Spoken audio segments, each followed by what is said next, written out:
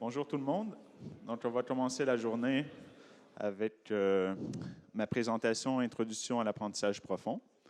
Donc, je vais essayer de faire le lien entre la présentation de Alain hier et je vais continuer à revoir des concepts que vous avez vus en machine learning classique.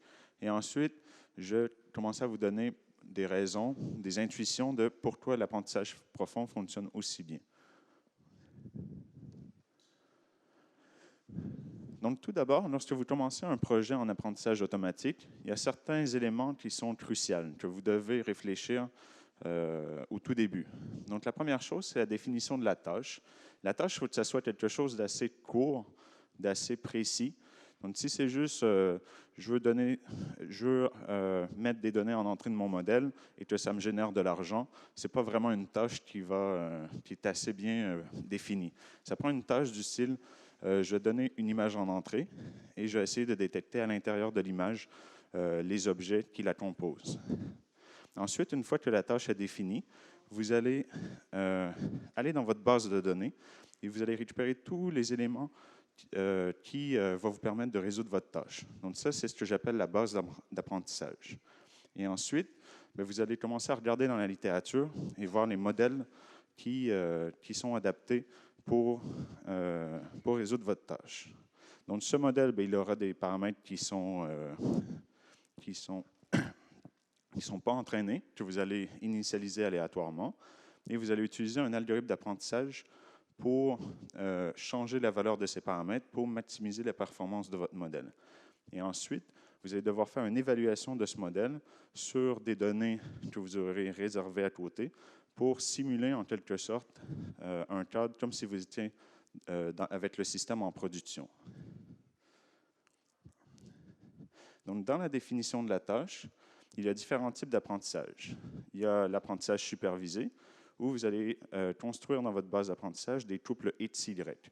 X sera l'entrée de votre modèle, Y, ça sera ce que vous voulez prédire. Et ce cadre, il est très, très, très général. Maintenant, X, ça peut être, comme je disais, une vidéo, et Y, ça peut être une description de la vidéo. Ensuite, il y a aussi un type d'apprentissage qui s'appelle non supervisé, où vous ne savez pas ce que vous voulez vraiment prédire en sortie. Vous avez juste des données en entrée de votre modèle et vous voulez modéliser en quelque sorte la loi de probabilité de ces données afin de éventuellement détecter s'il y a des anomalies dans vos données ou si vous voulez générer de nouvelles données à partir de votre modèle. Et ensuite, vous avez l'apprentissage par renforcement. Malheureusement, on ne traitera pas de l'apprentissage par renforcement lors de l'école d'hiver ici, parce que c'est un domaine à part entière. Et la technique est très, très différente, très avancée. Donc, ça mériterait un cours à part entière pour traiter. Mais juste pour vous donner un petit peu d'informations, l'apprentissage par renforcement, vous avez une base d'apprentissage où vous avez une séquence d'actions dans le temps. Et à chaque action, vous avez une récompense qui est associée. Donc, c'est comme si votre agent interagissait dans un environnement, prenait des actions et on lui disait à chaque fois, ça c'est une bonne action, ça c'est une mauvaise action, ça c'est une bonne action. Et l'objectif de l'agent artificiel, c'est de maximiser ses récompenses dans le temps.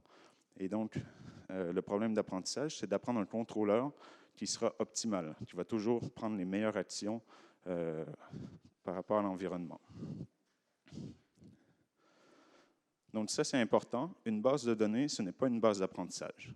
Donc vous pouvez avoir beaucoup de données dans une base de données, très bien structurée. Par contre, une base d'apprentissage sera liée à la définition de votre tâche. Il va y avoir une phase dans votre projet qui sera de juste extraire les données de votre base de données afin de créer différentes bases d'apprentissage qui vont vous permettre d'expérimenter avec différents modèles pour évaluer la difficulté de la tâche que vous voulez résoudre. Donc, ça peut être très simple. Ça peut être juste, j'ai une table Excel en format CSV, par exemple, avec une colonne qui sera les targets et les autres colonnes qui seront les attributs que je vais donner en entrée de mon modèle. Et la target, ça sera Y, la sortie de mon modèle. Il peut y avoir des conventions dans les librairies aussi, du style, dans le système de fichiers, pour chaque répertoire, j'ai le label Y, et à l'intérieur du répertoire, j'ai les données X en entrée de mon modèle. Et une des premières bases d'apprentissage, je dirais, C'était par M. Ronald Fisher, qui est un père fondateur de la statistique, qui a publié en 1936 cette base d'apprentissage. Donc, la tâche ici, c'était à partir de 4 mesures. Donc, c'était pour la classification de fleurs. Il avait mesuré la longueur de la fleur, la largeur de la fleur, la longueur des pétales et la largeur des pétales. Donc, en HEATS, il avait seulement 4 attributs. Et il cherchait à classifier les fleurs en 4 catégories. Et là, il avait dans sa base d'apprentissage 150 exemples. Vous allez voir qu'aujourd'hui, on fait des choses beaucoup plus intéressantes et plus complexes. Mais ça fait déjà un moment que les gens utilisent ce paradigme. Donc, dans la base d'apprentissage, il y a une hypothèse en statistique qui est très importante, qui est l'hypothèse de IID, indépendant identiquement distribué. Donc, qu'est-ce que ça veut dire? Ça veut dire que vous avez un générateur de données qui est la façon dont vous allez récupérer des données. Imaginez que vous avez ce générateur et vous pouvez l'interroger pour récupérer une nouvelle donnée. Identiquement, ça veut dire que le générateur va vous générer une nouvelle donnée aléatoirement, mais toujours de la même façon. C'est comme s'il y avait un dé à l'intérieur du générateur, et à chaque fois que vous lui demandez une nouvelle donnée, il utilise le même dé pour générer cette nouvelle donnée. Je vais donner des exemples par la suite pour que ça soit un peu plus clair. Et indépendant, ça veut dire que le générateur, une fois qu'il vous donne une donnée, bien, il oublie complètement cette donnée, et la prochaine fois que vous allez lui en demander une nouvelle, c'est comme si c'était la première fois qu'il vous la donnait. Donc, il n'y a pas de corrélation entre les données. Donc, au niveau de l'hypothèse IID, voici un peu ce qui va se passer dans la vraie vie. IID, c'est vraiment le cadre parfait, ce que vous devez avoir en tête lorsque vous construisez votre base d'apprentissage. Dans la vraie vie, vous allez avoir un ensemble d'apprentissage avec, par exemple ici, c'est de reconnaître peut-être l'espèce de chat. Et vous allez avoir des photos dans votre base d'apprentissage. Et quand vous allez passer en production, vous allez avoir des photos qui sont complètement différentes. Et ça va tester en quelque sorte la limite de votre modèle. Comment votre modèle va réussir à généraliser pour bien performer en production. Ici, on est vraiment à la limite de l'hypothèse IID parce que cet exemple n'est pas identiquement généré par rapport à ces exemples. Et cette hypothèse IID, c'est aussi relié à la non-stationnarité de vos données. Donc, imaginez ici que vous avez une tâche qui est simplement de compter le nombre de voitures dans une rue de Montréal. Et en tant qu'humain, c'est assez facile, une fois qu'on sait compter les voitures en hiver, à part la neige, c'est aussi facile de compter en automne ou en été. Donc, le concept de compter est invariant par rapport aux saisons.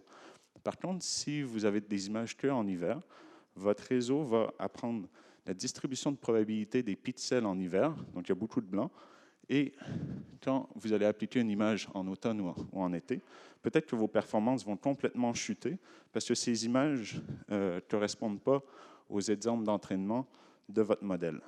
Donc là, on a comme une non-stationnarité parce que la distribution change au cours des saisons.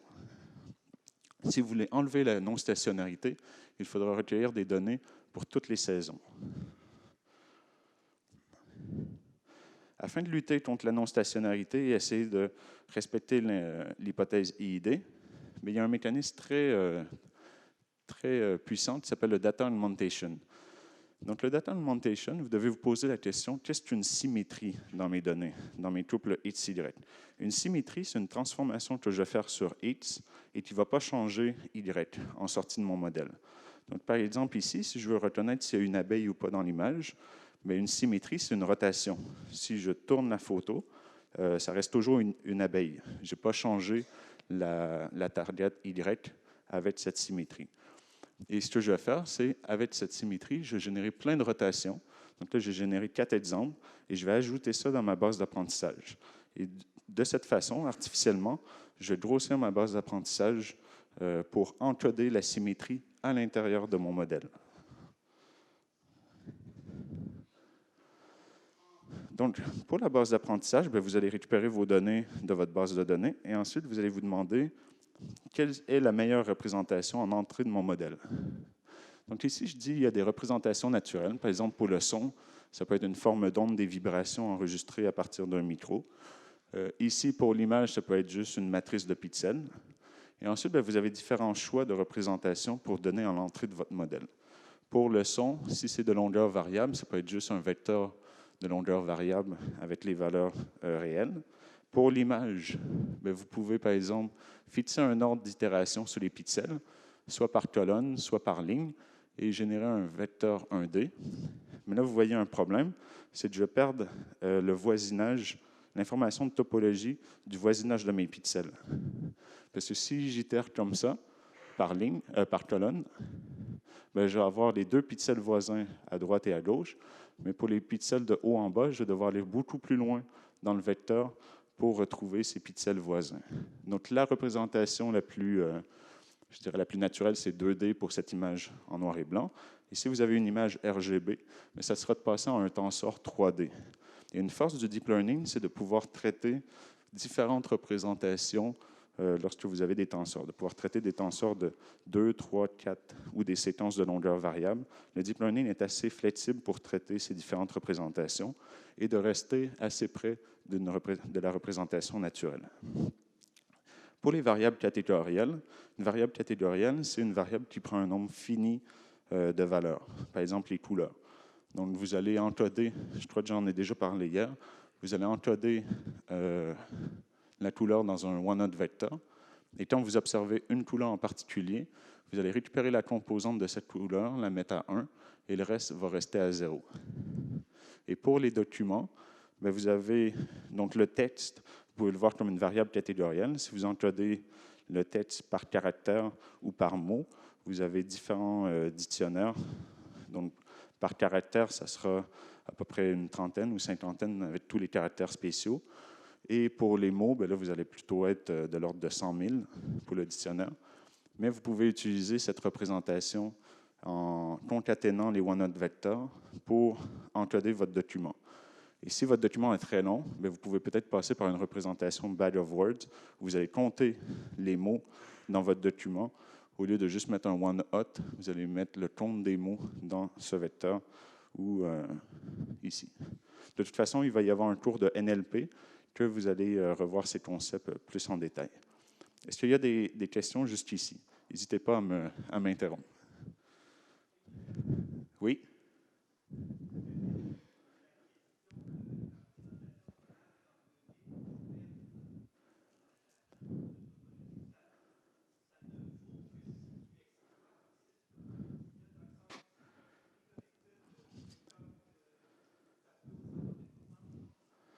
Donc, la question, c'est, tout dépend du modèle que je vais choisir pour... la question, pardon, c'est le choix de la représentation va aussi dépendre du modèle que je vais choisir. Et il y a certains modèles qui assurent qui vont utiliser la bonne représentation naturelle, si je comprends bien la question. Donc, si vous utilisez la représentation 2D, et vous êtes mieux d'utiliser un réseau à convolution, effectivement, parce que le réseau à convolution, le kernel, a la même topologie. Par contre, si vous utilisez une représentation 1D, le kernel que vous allez utiliser sera un kernel 1D, et là, vous allez perdre la topologie de l'image de toute façon. Donc, je pense que c'est une question qu'il faut se poser même avant le modèle, de savoir quelle est la représentation la plus naturelle, la plus proche du capteur. Et ensuite, vous regardez les différents modèles qui vont respecter cette représentation naturelle. Et en traitement de signal, en fait, les gens, depuis de nombreuses années, se disaient quelle est la meilleure représentation à utiliser, celle qui va me donner les meilleures performances. Et en fin de compte, il n'y a pas vraiment de réponse. Ça dépend juste de la tâche que vous voulez atteindre. Donc, ici, si je veux déterminer les caractéristiques de la forme dans l'objet, étant donné que je suis capable de peut-être le faire, ça dépend de ce que je veux prédire en termes de Y, mais étant donné que pour moi, humainement, je suis capable de le faire avec cet objet plutôt qu'avec cette représentation en FFT, peut-être utiliser cette représentation sera mieux. Parce que je sais que humainement, je suis capable de le faire, et ça me donne déjà une bonne indication que le réseau de neurones sera capable de le faire. Ça, c'est toujours une sorte de... Si vous avez suffisamment de données, c'est une sorte de règle du pouce que j'aime donner. Si je suis capable, avec le X, de prédire le Y, le réseau de neurones sera capable de le faire aussi. Donc, essayez quelque chose de vraiment une représentation très naturelle, très simple. Essayez pas de chercher des représentations intermédiaires pré-mâchées qui va juste biaiser en quelque sorte le modèle. Même chose ici, il y a des représentations en wavelet qui sont très puissantes, mais étant donné que le deep learning apprend ces représentations à partir des données, il vaut mieux le laisser lui-même faire le travail que d'essayer de le biaiser avec des représentations. Si vous avez peu de données, ça peut être utile de pré-mâcher le travail. Donc, d'utiliser des représentations. Si vous, humainement, une représentation intermédiaire vous aide à mieux classifier le label Y. Par contre, il y a toujours une sorte de petit processing vraiment de base à faire, parce que les réseaux de neurones n'aiment pas les différents ordres de grandeur de valeurs numériques. Donc, si vous donnez en entrée de votre réseau des valeurs de 0 et de 1 milliard, le réseau de neurones n'aimera pas ces ordres différents.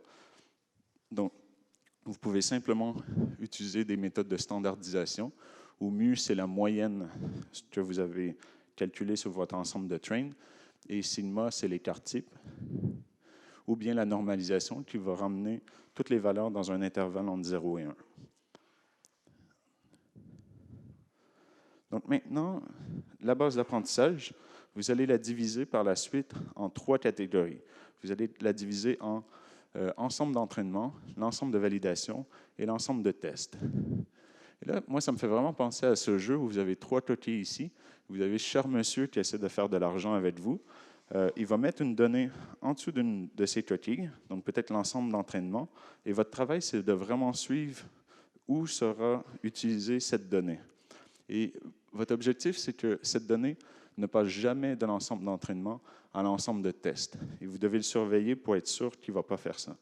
La raison pour laquelle, c'est que si vous commencez à mélanger les données entre les ensembles d'entraînement, validation, test, vous allez tirer avantage de cette connaissance.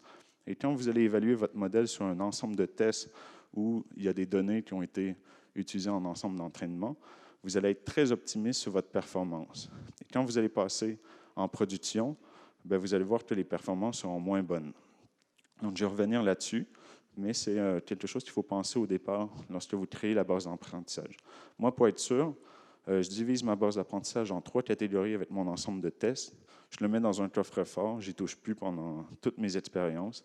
Et à la toute fin, une seule fois, je vais faire le test sur mon ensemble de tests pour être sûr que je n'ai pas triché pendant mes expériences. Oui? En test? Oui, là, ça, c'est vraiment la question. Idéalement, il faudrait prendre les exemples du test, les mettre dans l'entraînement et aller sur le terrain recueillir de nouvelles données pour reconstituer un nouvel ensemble de tests. Sinon, je veux dire, le phénomène de surapprentissage, c'est ça que ça va vous permettre de diagnostiquer. Bon, il sera présent, mais étant donné que vous ne pouvez pas récupérer plus de données, essayez quand même de garder les mêmes données dans l'ensemble de tests, oubliez la connaissance que vous avez tirée de ça et refaites des expériences depuis le début pour essayer de régler le problème. Mais là, c'est vraiment compliqué. Oui?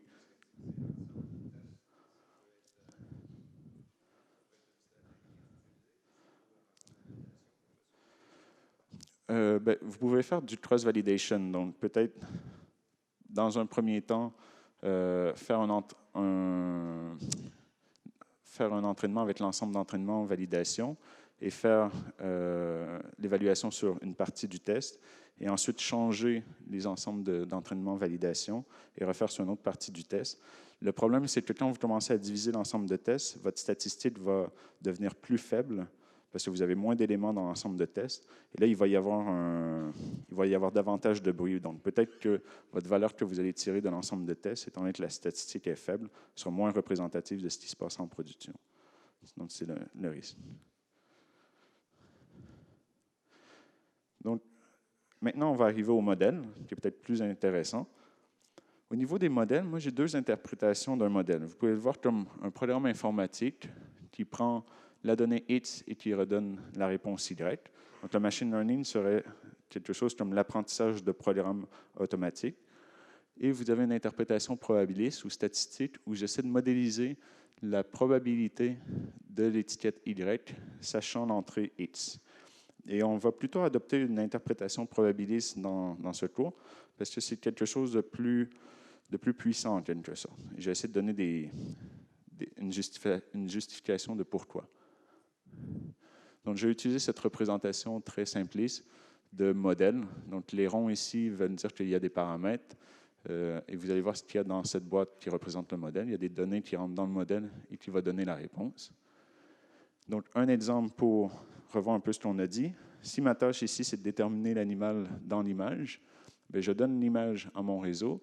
Et ici, en sortie, je vais avoir un nombre fixe d'objets. Donc, dans ImageNet, qui est un benchmark utilisé partout en image en deep learning, le nombre d'objets est de 1000. Donc, en sortie de votre réseau, vous avez une loi de probabilité sur 1000 sorties. Et ici, bon, mon réseau n'est pas si mal. Il dit que c'est un chat à 90 avec une probabilité de 90 mais il dit que c'est aussi un tigre avec 8 Ici, c'est plutôt un problème de régression. Donc là, vous allez me dire que c'est un peu tordu comme exemple. J'ai une photo et j'essaie de déterminer la température dans la photo. Et vous pourrez me dire, ben là, tu as juste à acheter un thermomètre, aller dehors, puis mesurer. C'est pas compliqué. Ce que je veux illustrer ici comme concept, c'est que le deep learning, aussitôt que vous avez une corrélation entre l'entrée et la sortie, le deep learning est excellent pour trouver cette corrélation. Et on sait ici qu'il y a une corrélation. S'il y a de la neige et que les gens ont l'air d'avoir froid, c'est probablement que c'est en dessous de zéro, la température.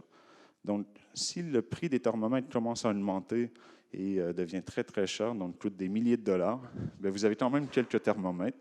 Vous allez commencer à créer une base d'apprentissage avec ces thermomètres pour avoir vos couples XY. Et ensuite, vous pouvez essayer d'entraîner un réseau de neurones qui va simuler le thermomètre à moindre coût.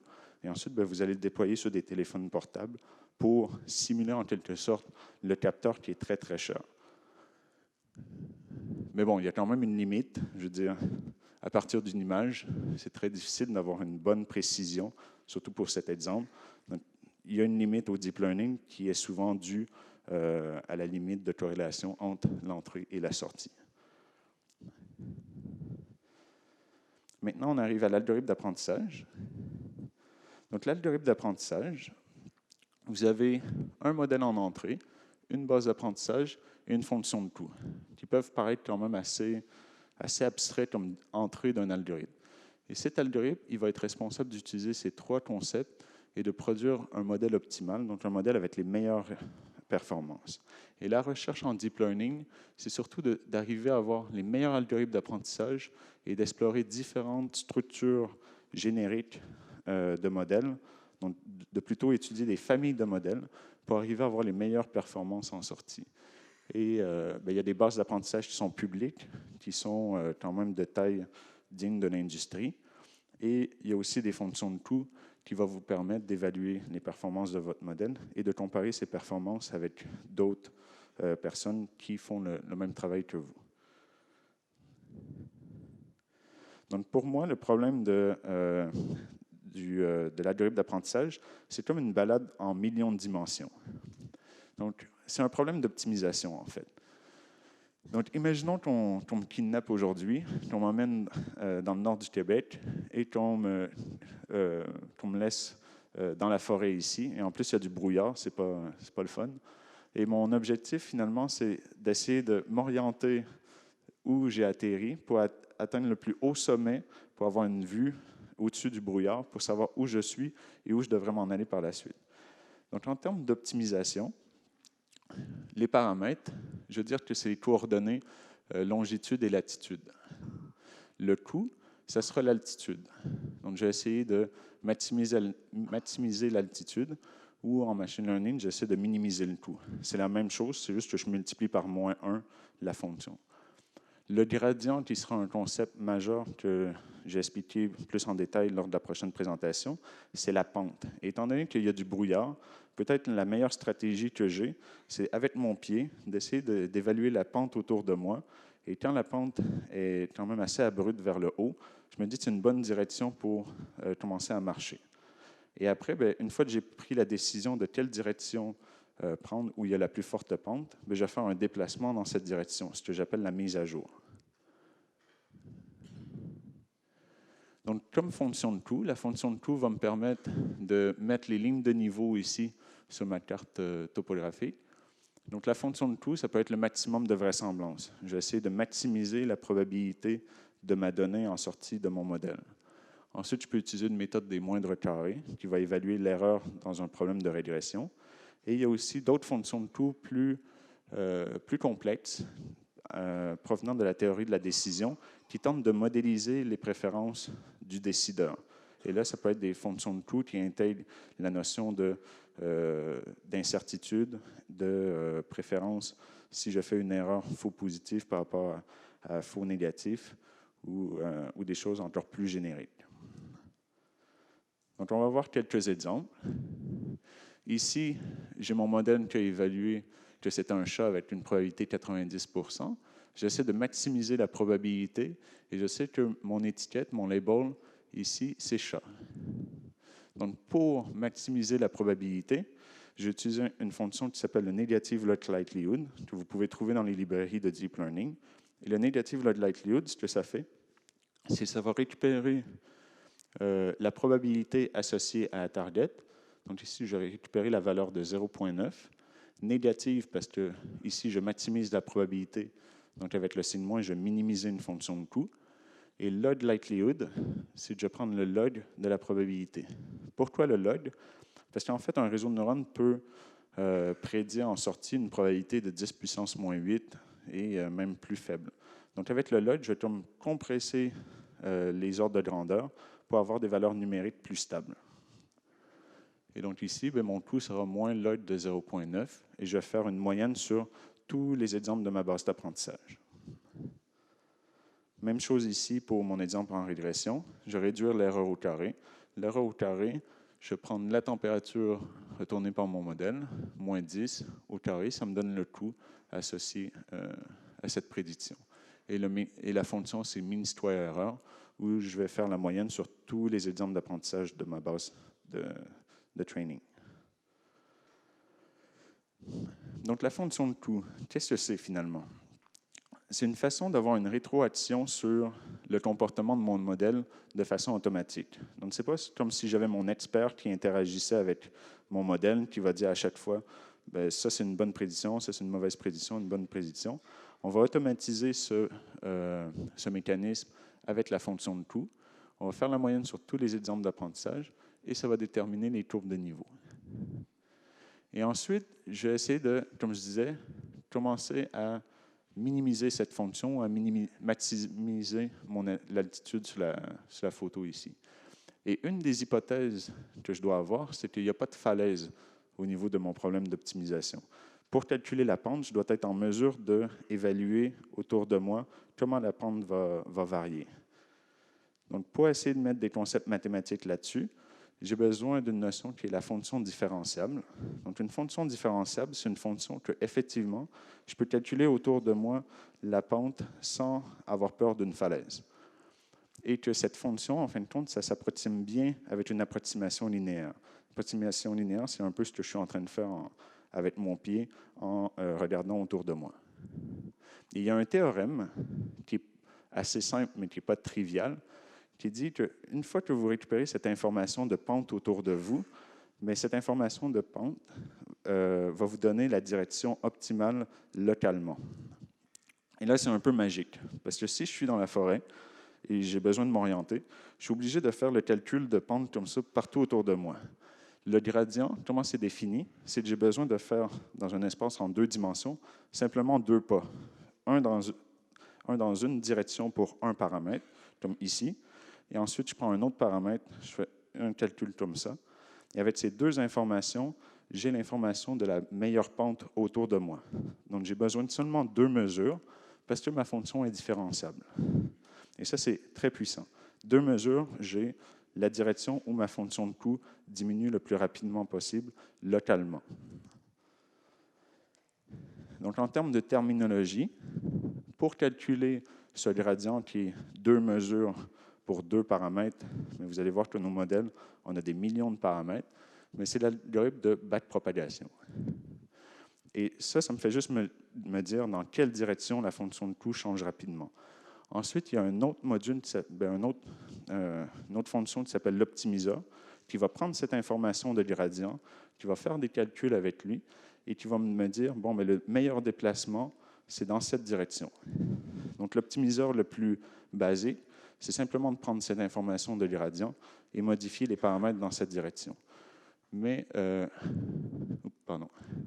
il y a des optimiseurs plus complexes qui ont une certaine mémoire qui dit, bon, mais depuis quelques pas, le meilleur gradient était à peu près dans cette direction. Donc, commence à accélérer dans cette direction parce que le gradient est cohérent depuis quelques mises à jour. Donc, il y a des optimiseurs de plus en plus complexes qui vont accélérer finalement votre optimisation. Et ça, vous allez voir ça avec Nicolas Leroux en début d'après-midi. Donc, je vais revenir au problème de surapprentissage avec les 3 exemples. Avez-vous des questions jusqu'à maintenant? Oui.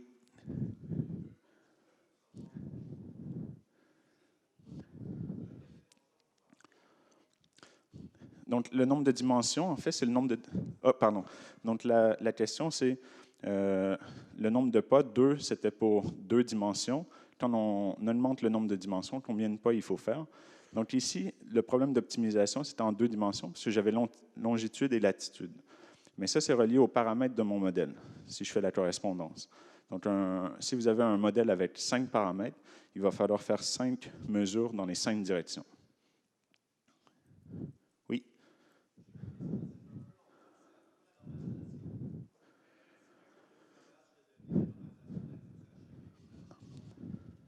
Donc, la question, c'est comment on fait la normalisation si on a des batchs de données qui rentrent dans notre modèle. Il y a une première normalisation que vous faites sur toutes vos données d'apprentissage. Donc là, vous prenez vraiment tout l'ensemble de train et vous faites votre normalisation. C'est aussi important de ne pas calculer la moyenne et l'écart type si vous faites de la standardisation en prenant l'ensemble de tests. Parce que là, vous allez contaminer avec l'information de l'ensemble de tests vers l'ensemble de train. Et ensuite, il y a d'autres mécanismes qu'on va voir après-midi, juste après ma présentation, de batch norm, qui fait de la statistique sur des mini-batchs. Oui?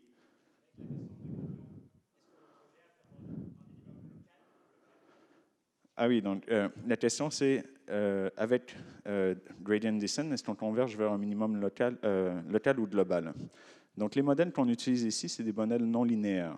Donc en termes de problème d'optimisation, c'est un peu l'enfer, surtout en termes de minimum global, parce qu'on peut avoir juste en 2 dimensions des fonctions qui sont comme ça, en termes d'optimisation. Donc, gradient descent, c'est une information locale, et tout ce que ça fait, c'est descendre la pente, comme si vous faisiez du ski, descendez la pente, et quand vous arrivez au creux, vous n'avez plus d'information de gradient, le gradient sera nul, et vous allez rester dans un bassin en quelque sorte. Et là, c'est un minimum local. Il n'y a pas de garantie de minimum global dans le cadre du deep learning. Mais ce n'est pas gênant, parce que finalement, ça, c'est un problème d'optimisation sur l'ensemble d'entraînement. Mais vous allez voir tout de suite après qu'on ne veut pas nécessairement minimiser l'erreur à 0 sur l'ensemble d'entraînement, aussi bizarre que ça puisse paraître.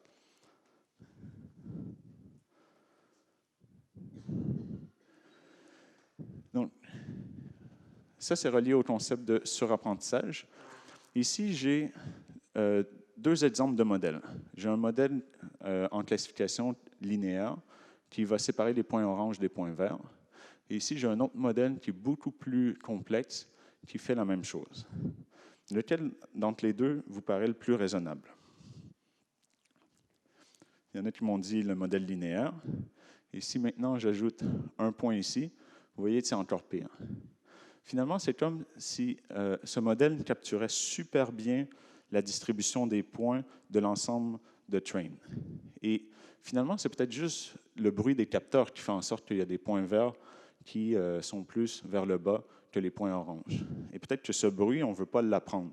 Alors qu'un modèle avec beaucoup de variance serait capable d'aller minimiser l'erreur d'entraînement à 0 avec sa complexité. Et si vous récupérez plus de points en test, mais peut-être qu'il y aura plein de points verts qui seront dans cette région et votre erreur en test sera plus grande. Donc ça, c'est le problème du surapprentissage.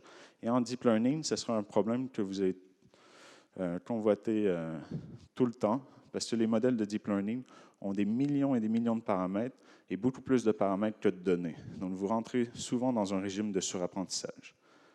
Même chose en régression. Ce modèle semble beaucoup plus raisonnable que ce modèle ici.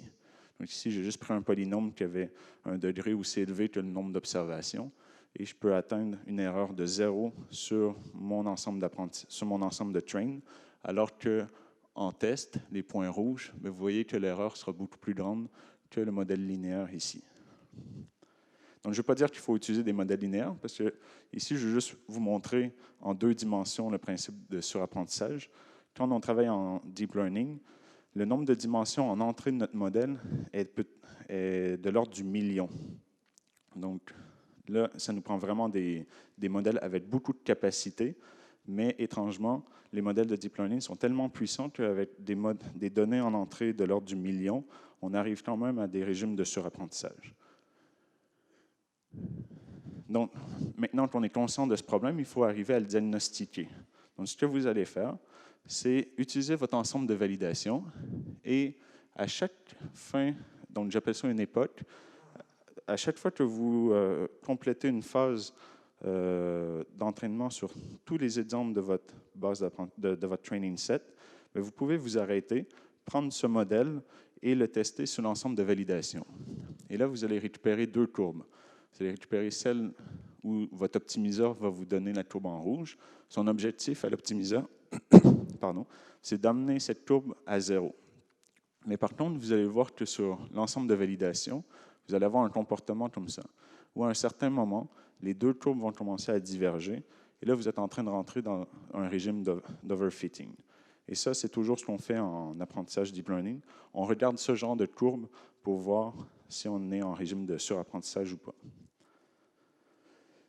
Et une méthode assez simple pour faire en sorte d'éviter le surapprentissage, mais ça ne va pas régler tous les problèmes, c'est de toujours sauvegarder votre modèle à chaque fin d'époque, juste à temps que vous rencontriez le meilleur modèle, donc il est ici, et ensuite vous gardez une sorte de buffer de quelques époques où, s'il n'y a pas d'amélioration du modèle, je vais arrêter l'apprentissage ici, et parce que je sais que la courbe en vert va continuer à augmenter. Il y a très peu de raisons de pourquoi elle devrait diminuer, à moins que vous utilisiez des optimiseurs avec des step size qui sont adaptatifs, mais ça, on y reviendra plus tard. Donc, avec le early stopping, vous allez récupérer ce modèle ici. Et une autre façon de lutter contre le surapprentissage, c'est la régularisation. Donc, ce qui ne marchait pas au niveau de mes modèles ici, c'était que le modèle ne comprenait pas du tout la régularité des données. Il y a beaucoup de régularité dans ces données, c'est juste qu'il y a du bruit qui va venir corrompre un peu cette régularité. Et pour arriver à augmenter la régularité dans mon modèle pour qu'elle match avec celle de mes données, j'ai utilisé de la régularisation ici dans la fonction de coût. Donc, ce sera une sorte de pénalité sur les paramètres qui fait en sorte que je vais pénaliser lorsque certains paramètres vont avoir des valeurs élevées. C'est comme si, dans mon exemple d'alpinisme où j'étais en montagne, je ne voulais jamais trop m'éloigner de l'origine d'où j'étais tombé sur la montagne, comme si je devais toujours rester autour de ce point initial. Donc ça, c'est la pénalité L1 ou L2. C'est juste pour dire à votre modèle, s'il y a des paramètres qui commencent à avoir des valeurs élevées numériques, probablement qu'il se passe quelque chose. Probablement qu'on rentre dans un régime de surapprentissage. Mais vous allez voir aussi d'autres types de régularisation plus efficaces qui vont même être encodés à l'intérieur du modèle dans le graphe computationnel et pas dans la fonction de coût. C'est ce type de régularisation L1, L2, c'est des régularisations classiques en machine learning. En deep learning, il y a eu de la recherche sur de la régularisation structurelle et en pratique, ça donne de meilleurs résultats.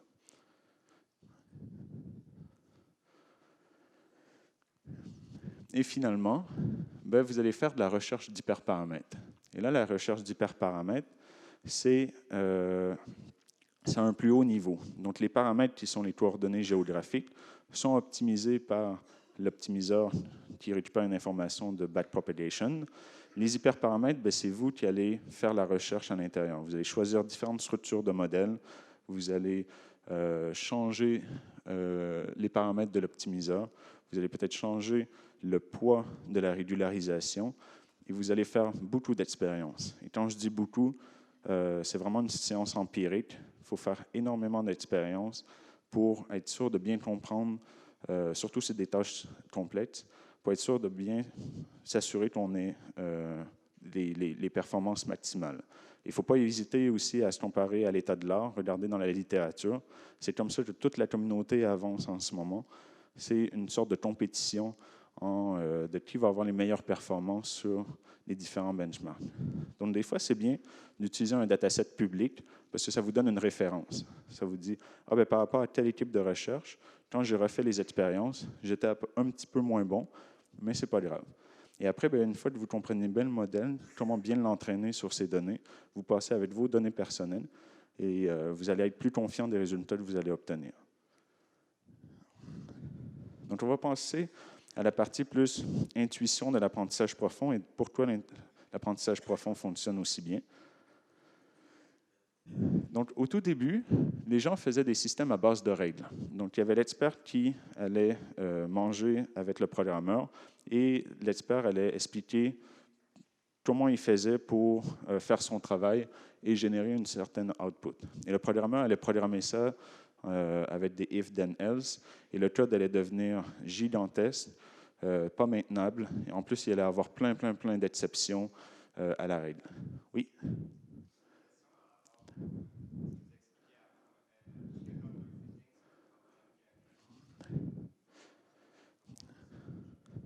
Donc, la question est-ce que l'underfitting est un problème qui arrive en deep learning?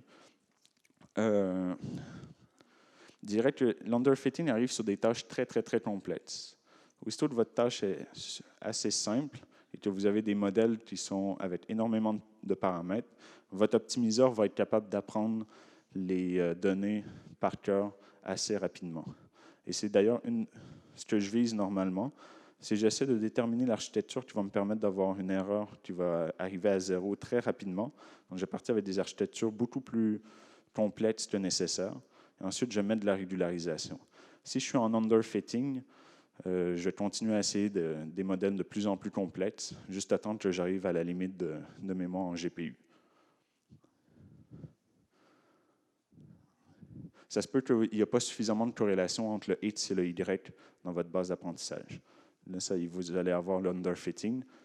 Et le réseau va peut-être apprendre par cœur le mapping XY, mais vous allez voir en passant aux validations que les performances seront désastreuses. Oui? Est-ce qu'on peut avoir de l'underfitting si on n'a pas suffisamment de données? C'est une bonne question. Il y a un article assez surprenant où les gens avaient des photos en entrée, des hits et des targets en sortie Y. Ils ont pris des targets aléatoires. Ils ont jeté les vrais targets, ils ont juste généré des targets complètement aléatoires et ils ont essayé d'apprendre ça, sur cette base d'apprentissage. Et avec des réseaux de deep learning, ils sont arrivés à apprendre le mapping entre X et Y, alors que les Y avaient été générés purement aléatoirement, sans corrélation avec le X. Donc, ça peut arriver, mais je crois qu'avec un modèle très complexe, le modèle va toujours être capable d'apprendre par cœur le mapping XY dans l'ensemble de train. Bien sûr, il ne généralisera pas l'ensemble de validation.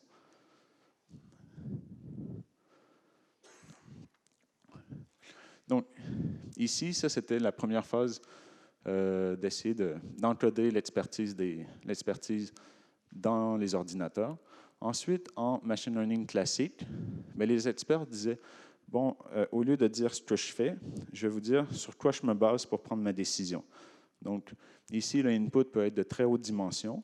Par contre, étant donné qu'on est des humains, on ne va pas traiter de l'ordre des millions de données. On va plutôt faire des statistiques. On va essayer de réduire le nombre de données pour avoir simplement quelques variables avec une bonne interprétation.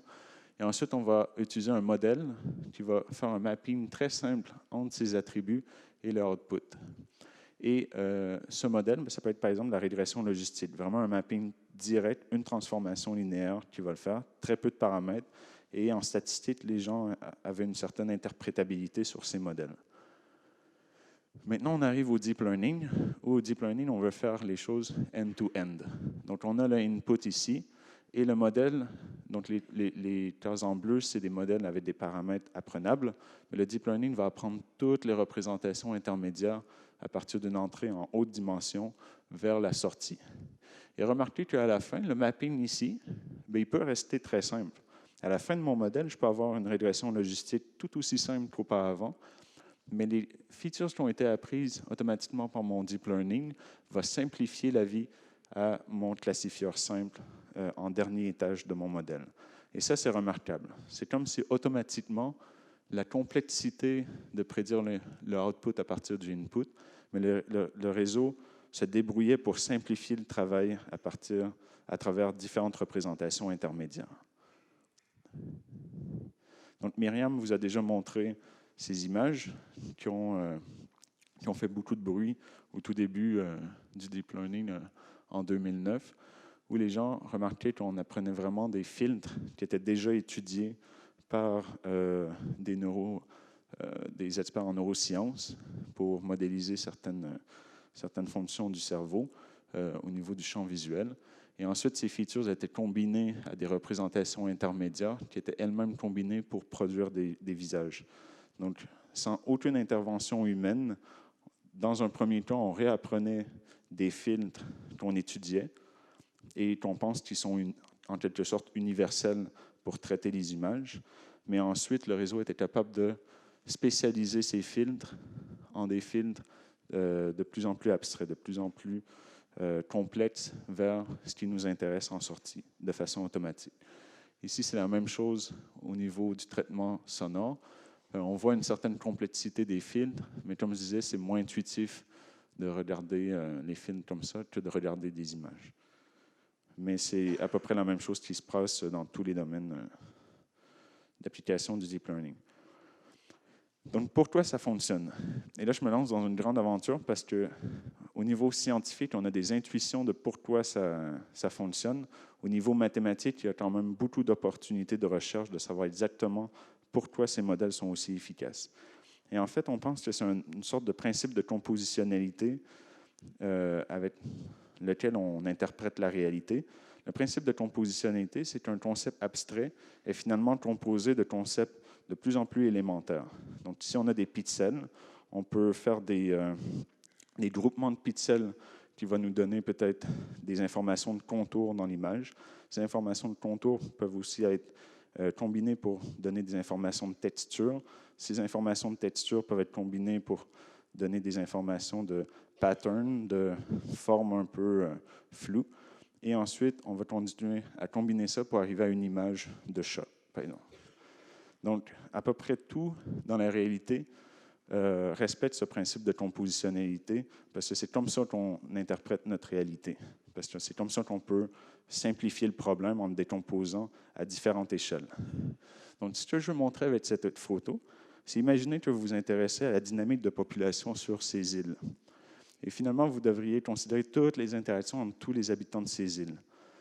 Mais vous pouvez décomposer le problème. Vous pouvez commencer par une petite île ici. Il va y avoir beaucoup d'interactions entre les habitants de la petite île.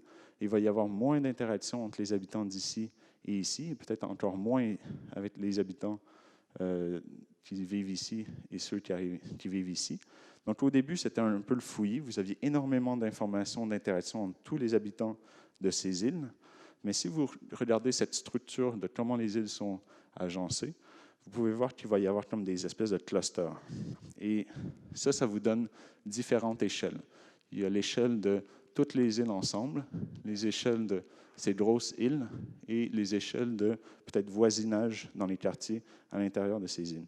Et ça, le deep learning est capable de trouver ces ordres de grandeur, de les extraire et de s'en servir pour créer ces représentations intermédiaires de façon efficace pour faire sa prédiction. Donc, les ingrédients du deep learning, c'est une quantité importante de données, un graphe computationnel différenciable, donc que je peux approximer avec une fonction linéaire de bout en bout. Je vais avoir besoin d'un algorithme de calcul de gradient qui s'appelle backpropagation, qui est maintenant une sorte de technologie que vous pouvez utiliser sans savoir qu'elle existe. Vous allez avoir besoin de fonctions d'activation linéaire pour augmenter la capacité de votre modèle et un optimiseur itératif de paramètres. Donc, je parlais un petit peu de l'approche modulaire qui est très puissante. Oui, pardon. Oui.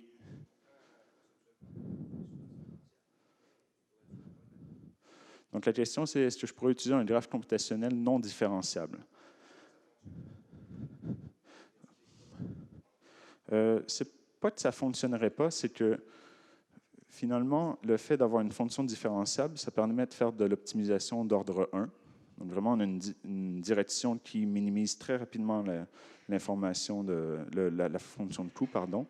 S'il n'est pas différenciable, en fin de compte, on triche un peu parce qu'on utilise une fonction qui s'appelle rectified linéaire qui n'est pas différenciable. Et on l'a juste testé et ça fonctionne en pratique. Donc, il y a la théorie et la... C'est ça, en fait, la fonction rectified linéaire, il y a une discontinuité dans sa dérivée et elle est juste en un point. Donc, ce n'est pas très grave. On me triche un petit peu par rapport aux définitions mathématiques.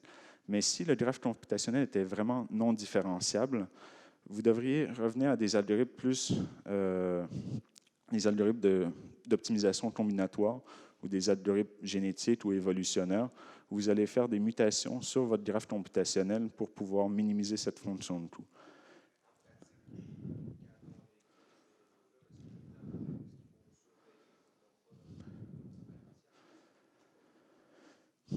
Donc, quand la question, c'est est-ce qu'il faut faire attention de ne pas tomber dans un espace non différenciable avec notre graphe computationnel non différenciable?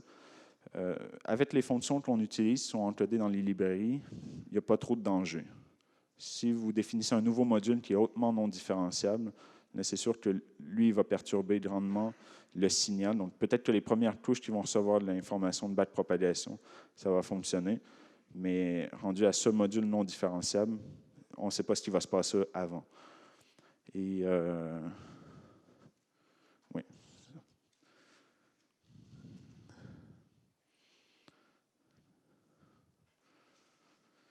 Donc, l'approche modulaire, c'est une façon, finalement, c'est juste le concept d'encapsulation que vous connaissez en programmation qui a été récupéré pour le deep learning. Donc, en deep learning, vous avez un modèle ici, que j'ai juste exprimé par une boîte, mais à l'intérieur, il y a peut-être plein de modules qui font des transformations des représentations latentes. Donc, il y a une première propriété qui est la propriété séquentielle. Je vais mettre dans une séquence une suite de modules pour arriver à prédire ma réponse. Et il y a aussi une propriété de récursivité, c'est-à-dire que peut-être que ce module, il est lui-même composé de plusieurs sous-modules à l'intérieur. Et on ne voit pas cette complexité ici, parce que je n'ai pas défini ce module sur cette planche. Donc peut-être que lorsque vous voyez comme 3 modules, mais peut-être que ce module contient un réseau de neurones qui est super compliqué et qu'on a nommé, et que vous avez juste récupéré son architecture sur Internet et vous l'utilisez tel quel. Donc on encapsule la complexité de ces modèles à travers les modules. Donc comme exemple de module, un des exemples les plus simples, c'est la transformation linéaire, mais qui est utilisée partout. Donc ici, en entrée, je vais avoir une représentation avec x1, x2, x3. Et mes 3 paramètres sont W1, W2, W3, plus un billet. Et la réponse sera donnée par Z, qui est égale à cette transformation. Bien sûr, on préfère faire des choses plus intéressantes.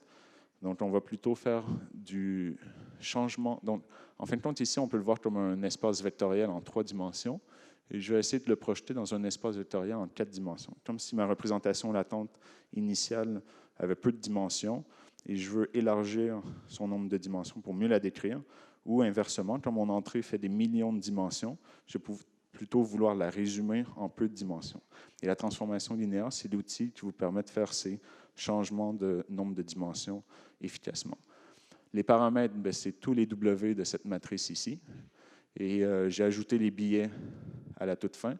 Et j'ai ajouté artificiellement un 1 pour récupérer la même formule ici. Donc ça, c'est mes paramètres, l'entrée et la sortie de mon module. Ensuite, je peux créer un autre module qui va arriver juste après ma transformation linéaire, qui est la fonction d'activation. Donc, ce module, je n'ai pas mis de point, parce que ces fonctions d'activation n'ont pas de paramètres que je dois apprendre. J'ai la sigmoïde, la tangente, qui sont des fonctions classiques en réseau de neurones. Et il y a la rectified linéaire, qui est la ligne en bleu, qui est 0 ici, si la valeur est négative, et la valeur elle-même si la valeur est positive. Et il y a une approximation ici, sauf plus. Mais en général, on utilise rectified linéaire en bleu. Donc, qu'est-ce qu'on peut faire avec ces fonctions d'activation? On peut modéliser une probabilité. Donc là, je reviens à mon interprétation probabiliste de mes modèles. Et donc, je donne en entrée, j'ai différentes transformations avec peut-être des non-linéarités à l'intérieur de ces modules. Et à la toute fin, je prédis une probabilité.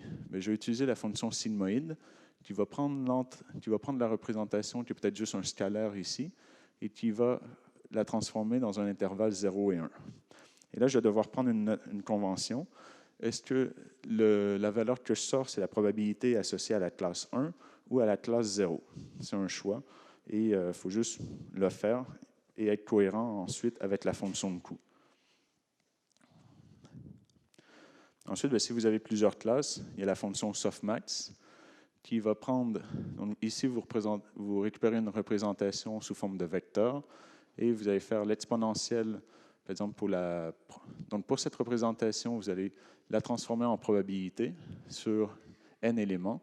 Pour la première composante Z1, je vais faire l'exponentielle de cette première composante et je vais diviser par la somme des exponentielles sur toutes mes composantes pour normaliser ma probabilité.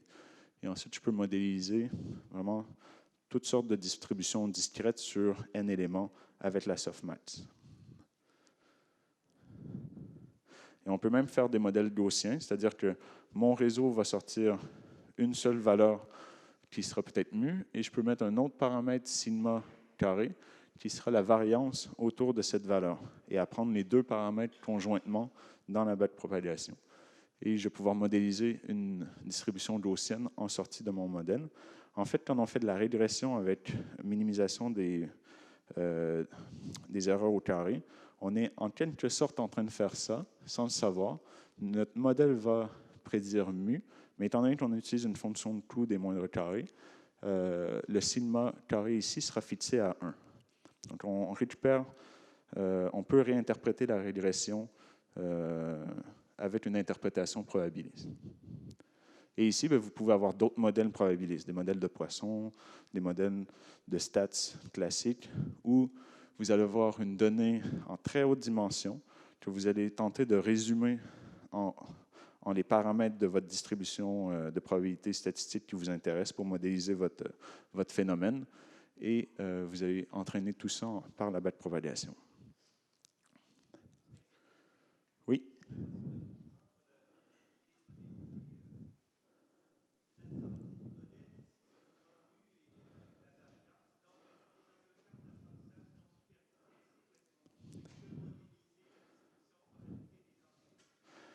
Donc, la question ici, c'est est-ce qu'on est dans un cadre d'apprentissage non supervisé ou on modélise simplement la distribution de probabilité sur les données en entrée? Ici, je peux avoir un cadre supervisé où j'essaie d'obtenir une confiance de mon modèle sur sa prédiction. Donc, ça peut être en non supervisé aussi si j'essaie de le faire avec les données d'entrée. On va voir l'auto-encodeur qui permet de faire ça. Mais en supervisé, je peux avoir comme la target Y ici. Le mu essaie de se rapprocher le plus de Y et la variance essaie d'être le plus serré autour de Y. Par contre, il y a des incertitudes dans les données, donc peut-être que la variance va quand même rester assez large à cause de ces incertitudes. Donc, j'essaie de récupérer davantage d'informations sur la probabilité, la confiance que mon modèle a sur sa prédiction, même dans un cadre supervisé.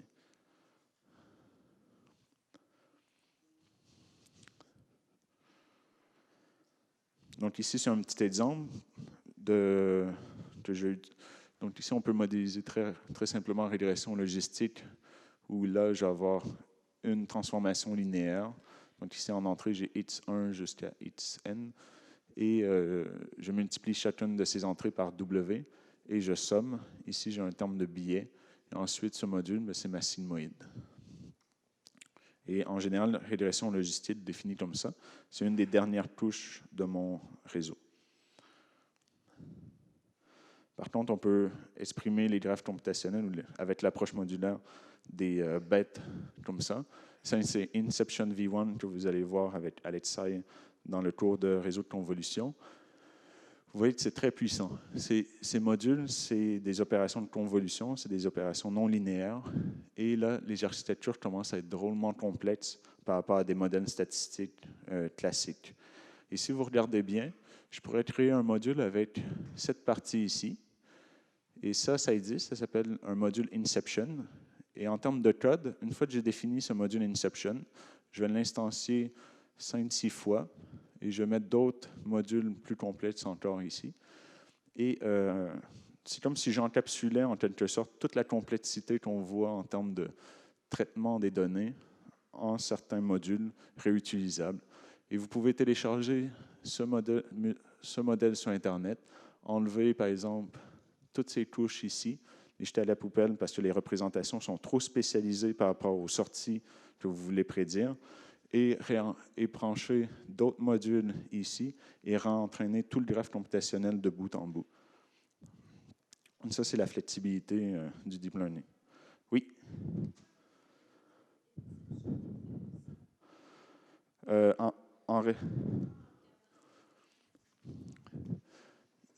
Oups. Donc, la question, c'est comment voir la complexité d'un Inception. C'est que chaque petit module ici,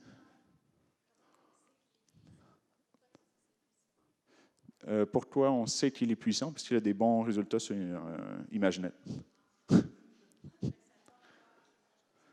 Oui, ça a le rapport, parce que pour l'instant...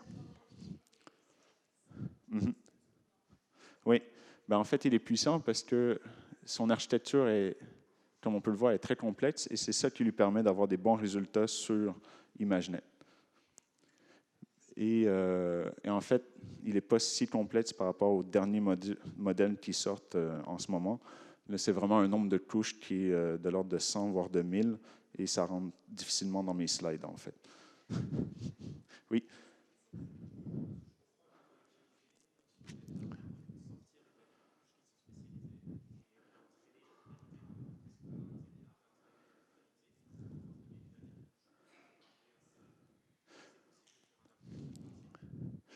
Vous pouvez faire un apprentissage partiel, mais je pense que c'est toujours mieux de réentraîner l'intégralité. Parce que finalement, c'est contrairement à auparavant, il y avait des ingénieurs qui allaient peut-être travailler sur un module, d'autres ingénieurs sur un autre module, et ensuite, à la fin du projet, les gens allaient connecter tous leurs modules ensemble, et ça donnait des catastrophes comme à la NASA, comme une sonde qui s'est écrasée à un moment donné. Ici, ce qui arrive, c'est que vous avez un signal de backpropagation qui va permettre de configurer les paramètres pour tirer synergie de tous les modules, de faire en sorte que ce module se base vraiment sur les représentations de ce module auparavant. Donc, si vos représentations sont très bonnes, bien, vous pouvez peut-être entraîner ces modules dans un premier temps en gelant les paramètres ici, mais à la fin, refaites quand même de la backpropagation à travers tout pour aller tirer toute la synergie entre les modules, pour faire en sorte d'aller récupérer le maximum de performance. Donc ici, on doit dire la vérité en termes de science. On a beaucoup d'intuition de pourquoi ça fonctionne, mais on est encore à ce stade par rapport à l'aviation. On commence à voler très loin, très longtemps, mais on n'a pas encore vraiment une compréhension mathématique, une théorie qui va nous permettre de comprendre pourquoi on apprend des représentations aussi efficacement avec des graphes computationnels différenciables. Et quand on va avoir une théorie, j'espère qu'on va avoir l'équivalent du rocket science, mais pour l'instant, il y a beaucoup de problèmes ouverts en recherche en deep learning qu'on doit traiter.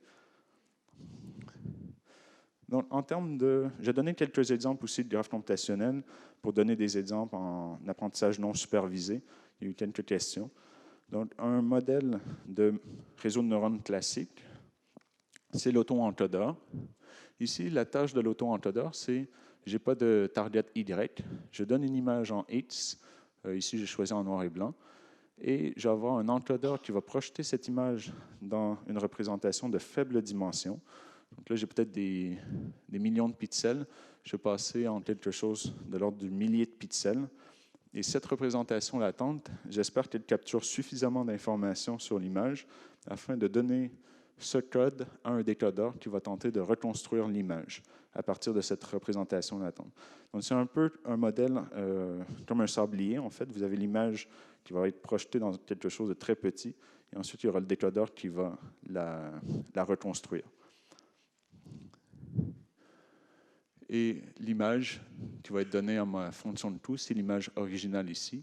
Si je rajoute du bruit sur l'image, donc ça, c'était des travaux au Mila, ça s'appelle un denoising auto-encodeur. Donc, l'auto-encodeur va essayer de reconstruire l'image, mais aussi de la débruiter, ce qui va rendre l'auto-encodeur plus robuste. Aussi, ici, j'ai oublié de spécifier, c'est des transformations linéaires, et bien sûr, il y a des non-linéarités autour, parce que sinon, ça deviendrait juste un algorithme de PCA, je crois.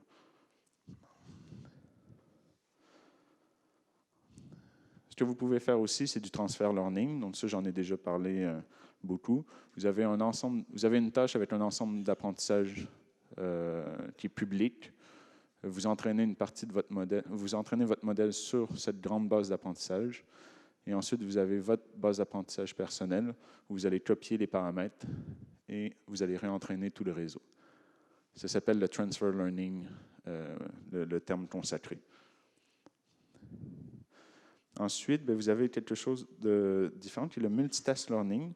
Donc, le multitask learning, c'est que dans votre base d'apprentissage, vous n'avez pas simplement une étiquette, un label, vous en avez plusieurs.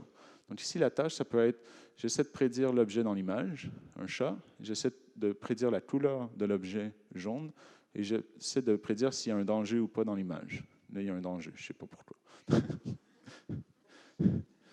Et finalement, ce que je vais faire, c'est que je vais faire du multitask learning. Je vais essayer de combiner les trois erreurs ici avec une somme, voire même une somme pondérée. Et ça va me générer un seul scalaire. Et à partir de ce scalaire, je peux, avec la backpropagation, entraîner les trois branches ici. Donc, ce module, ça peut être, encore une fois, assez complexe, les transformations. Mais ce qui est intéressant, c'est que vous avez une partie commune à ces trois tâches. Et cette partie commune, c'est simplement pour prendre un espace en haute dimension des pixels et de l'emmener dans une représentation latente qui est utile pour les trois problèmes en même temps. Et le fait d'avoir des étiquettes différentes, ça peut aider à mieux entraîner les paramètres ici. Ça permettrait de régulariser en quelque sorte les paramètres des premières couches communes.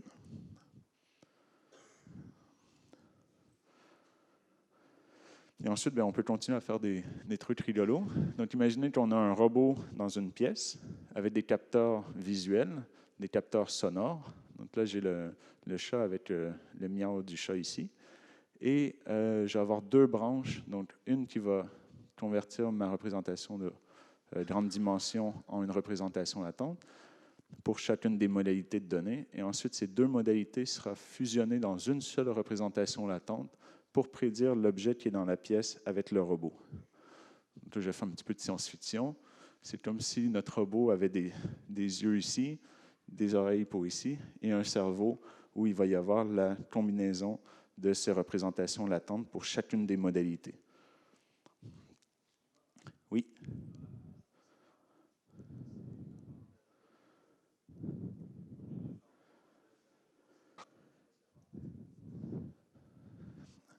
Donc, la question, c'est pourquoi c'est avantageux de faire du multitask learning plutôt que de faire trois modèles spécialisés.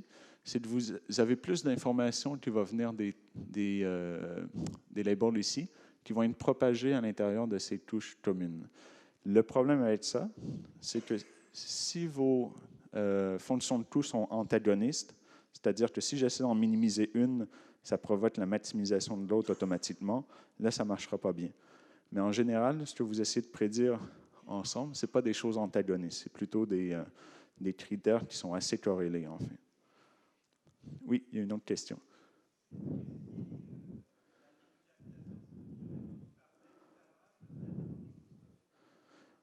Non, la question c'est est-ce que c'est la régularisation structurelle dont je parlais précédemment? Non, c'est d'autres choses que je vais parler dans la prochaine présentation.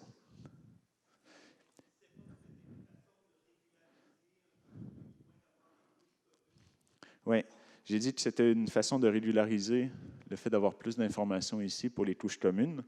La meilleure régularisation que vous pouvez utiliser pour aider votre modèle, c'est rajouter de la donnée. La donnée, c'est la meilleure régularisation. C'est ça qui vous permet de réduire le nombre de degrés de liberté de vos paramètres. Surtout lorsqu'on a des modèles avec beaucoup plus de paramètres que de données. Des fois, il n'y a aucune régularisation qui fonctionne. Il faut juste aller chercher plus de données. Et là, c'est un petit peu le cas. C'est au lieu d'avoir plus de couples X-Y, j'ai plus d'informations au niveau Y, même si j'ai un seul X.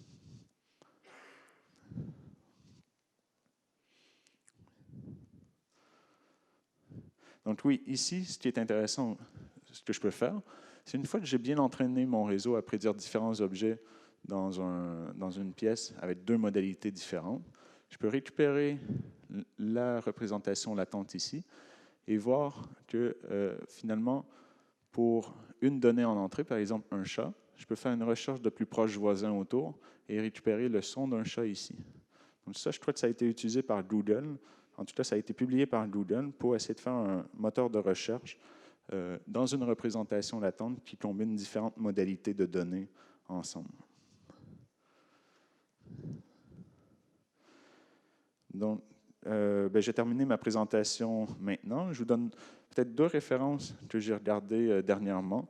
Il y a la leçon inaugurale de Stéphane Mallat au Collège de France. Donc, Stéphane Mallat, c'est un chercheur en traitement du signal qui s'est converti au deep learning. Et finalement, ce qu'il apporte à la communauté, c'est un point de vue traitement du signal. Donc, lui, il a fait beaucoup de wavelets. Il a fait sa carrière dans les ondelettes. Et là, il arrive avec un bagage mathématique pour essayer de comprendre ce qui se passe au niveau des réseaux de convolution. Et son cours, je trouve qu'il est, c'est un très bon orateur. Il va aller plus en détail au niveau du principe de malédiction de la dimensionnalité. Pourquoi les réseaux de neurones fonctionnent aussi bien, même si les entrées de notre modèle, c'est de l'ordre du million en termes de dimension. Et son cours au Collège de France traite spécifiquement de cette question. Et ensuite, il y a aussi cette vidéo sur YouTube qu'on m'a recommandé, que je trouve excellent, qui montre un petit peu plus ce qui se passe dans les réseaux de neurones classiques. Donc, avec ce qu'on a vu aujourd'hui, vous pouvez continuer avec ces deux vidéos. Merci beaucoup pour votre attention.